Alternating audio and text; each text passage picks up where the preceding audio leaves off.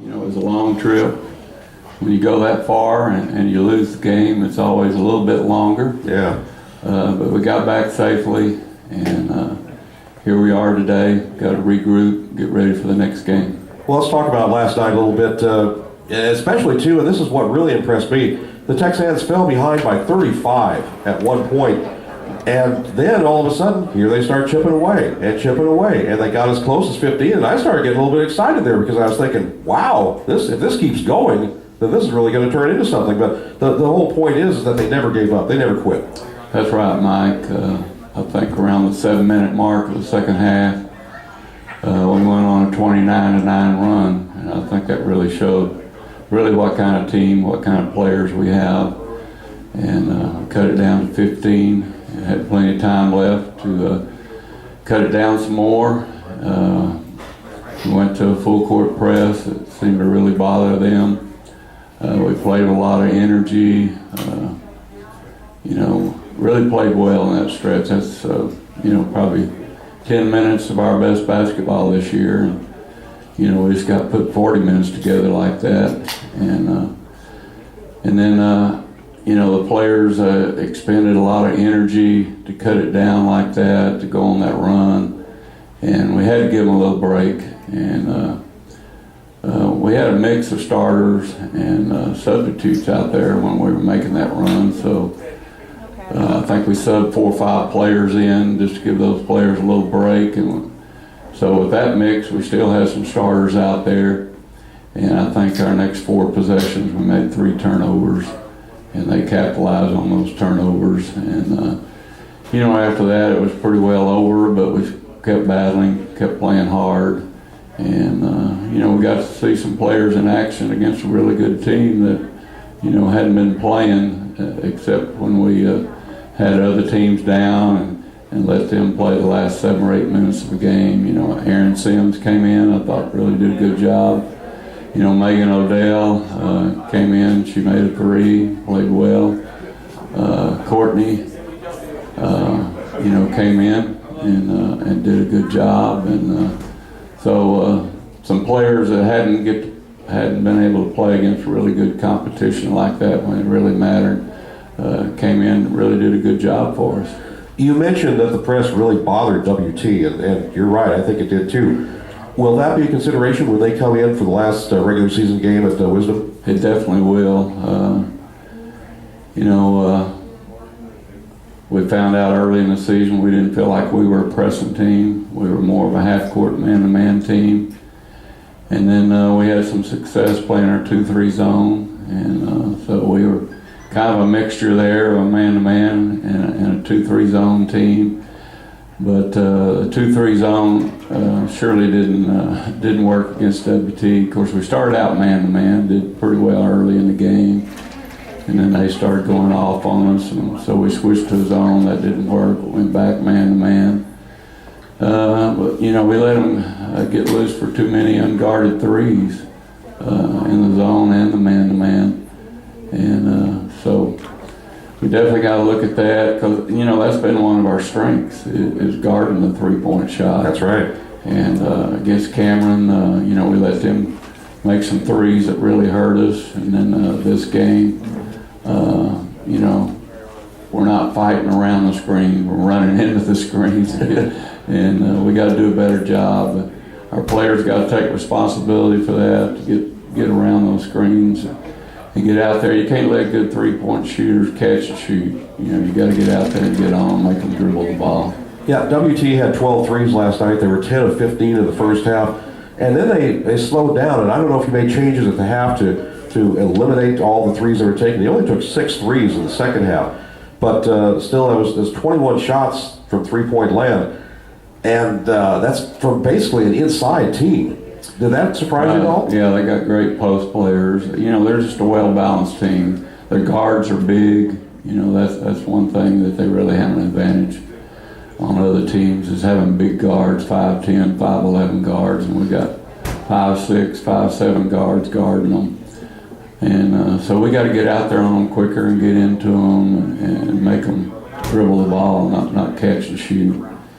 And I thought overall I did a pretty good job on the post players. Of course, one of the really good ones, the Griffin girl, went down with a sprained ankle, and so that took a little away from their inside game. But Coach Jacobs and Coach Wilson and I, we had about a 30-minute meeting after the game, and a couple of stats that really jumped out at us.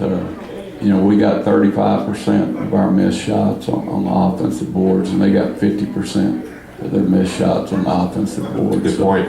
We got to do a lot better job blocking out. And then I think we took 51 shots, and our post players only took 18 of those. And that ought to be reversed, Our strength this year and in the past has always been our inside game. So we got to get the ball inside more to our post players. I was going to say, Kiara Wright did have 15 points and 10 rebounds, but she only took 10 shots, and Shanae Lawrence did not score last night. She only had 2 shots from the field, so I know that's not what you want. No, definitely not. And, Shanae, I thought really played well against Midwestern. We talked about that last week, and she really played well against Kingsville. And then the last couple of games kind of dropped off a little bit, and I think our focus needs to be to get the ball inside more. One of the things that I also noticed from last night was that there was 21 turnovers. That's way high, and also they had 13 steals, so that's something that obviously you're going to be working on. Right, and they capitalized on our turnovers. I think they had 30 points off of our turnovers. Yes, they did. So, we make less turnovers, get out there and guard them on the threes, do a better job blocking out, we're going to have a lot better chance against good teams like that, and they definitely have a good team. You can look at it from our viewpoint that we didn't play well, but we also played a really, really good team on their home court. Very true. What did you do in the second half, though, to start eliminating things? Because they shot 51% in the first half and 34% in the second. So obviously you made a change somewhere at halftime. Right. We tried to play with more energy defensively, do a better job getting through the screens. And, the full court press, I think, was a big factor. This is the Ronnie Hearne Show. It's coming to you live from First Financial Bank on the Loop in Stephenville. I'm Mike Young. He's the coach. Back with more after this. Back we are live at First Financial Bank on the Loop. It is the Ronnie Hearne Show. Mike Young here along with the coach. Papa John's Pizza in the house. Come on by and have some lunch on us.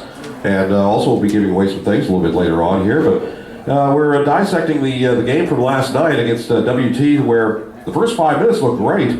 Another 15 minutes you can kind of have. But and then after that, the second half looked really well too. So from all the things that you had to change and all the efforts of putting inside your brain into the player's brain must have paid off at some point. Well, I hope so. You never know sometimes,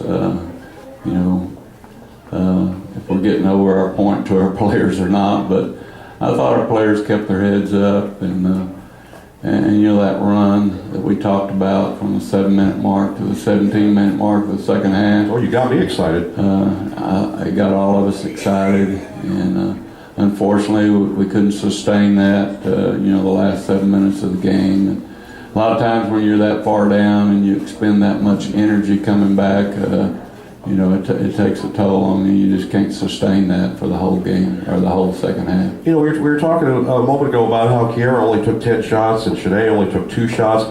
Was it a case of them trying to pass the ball too much, or maybe trying to get it to the perimeter, or looking for a better shot, something like that? No, I think we just weren't getting it inside to them enough. I know, WT played a zone against us most of the game. They played a little man, and our high post girl was open the whole time. And that's where you want to get the ball, about against any defense, and especially a zone.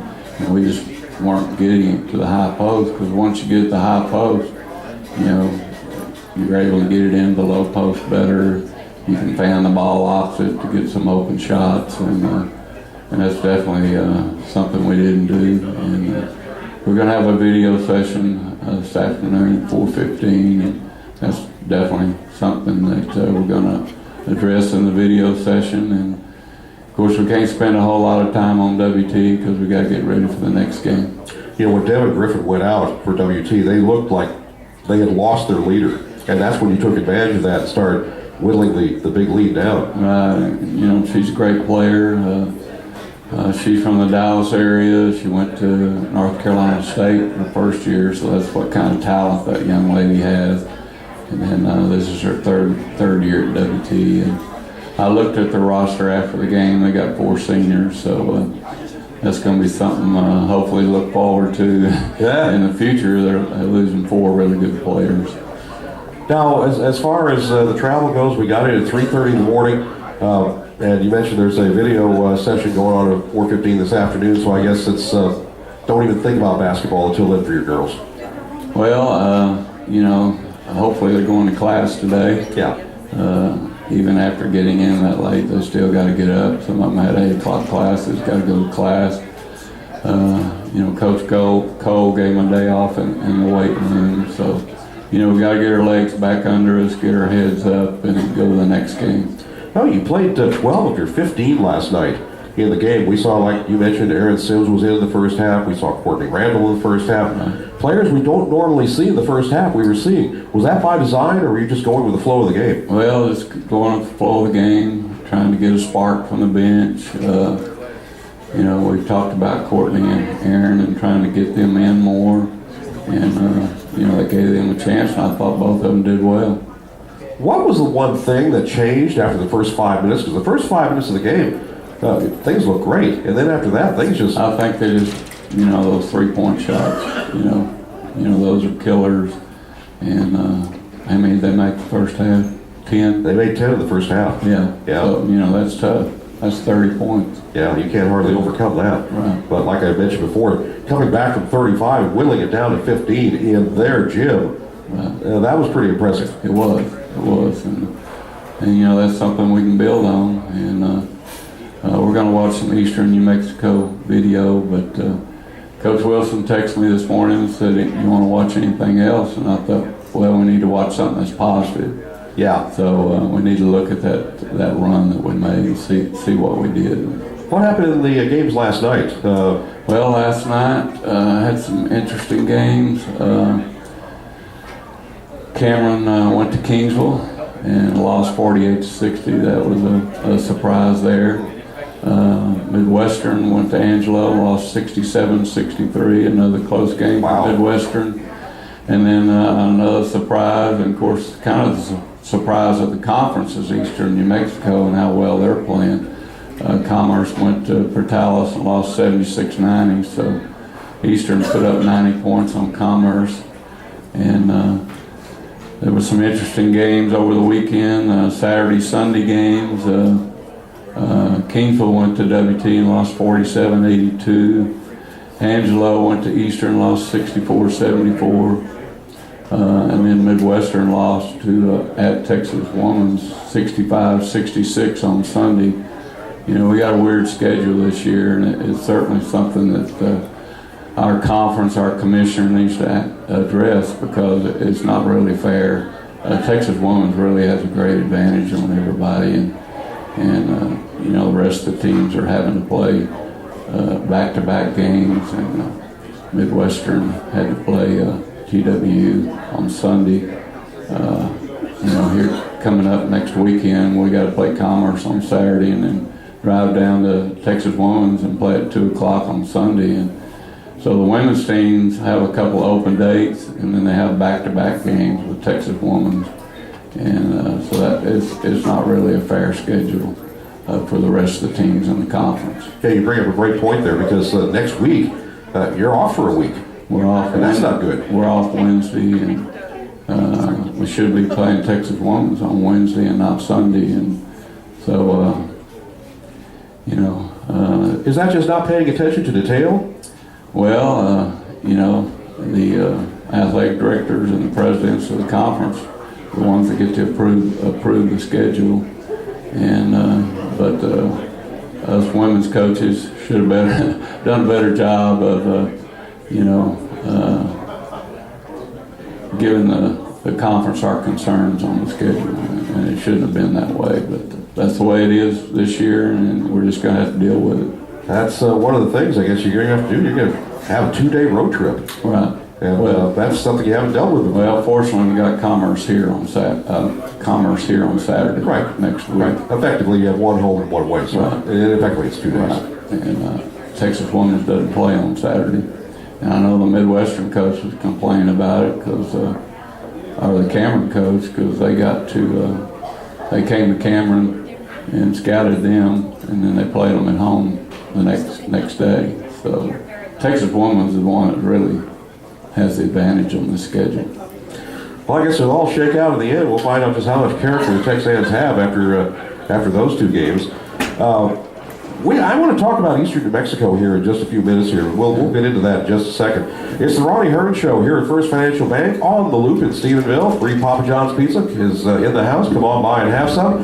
And as a matter of fact, we've got some things to give away as well. So if you come on by, get out of the cold and into the warm here at First Financial Bank, you'll obviously be doing yourself a big-time favor. Back with more after this.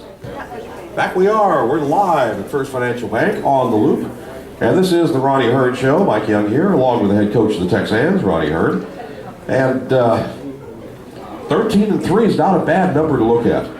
It's not a bad number. Of course, a week ago we were 13-1, so you can look at it from both angles. You can. But there's still a lot to play for. There's a whole lot of conference games left. We're going to have WT and Midwestern at home, and so there's still a great opportunity to win the conference championship, and we certainly haven't given up on that. No, I think you've still got a very good shot at doing that too before you go into the tournament over in Allen. Right. So that's something to look forward to as well. Now, Eastern New Mexico comes into Wisdom Gym on Saturday, and they've proven to be very difficult to deal with. So what are they bringing to the table? Well, they're 4-1, and they're 6-8 for the year. So before conference started, they were 2-7 before conference started. So they got something going right now, and we've seen them a little bit on video. When we watch these other teams play, we watch a little bit of Eastern, and they got a new coach there, Josh Prock,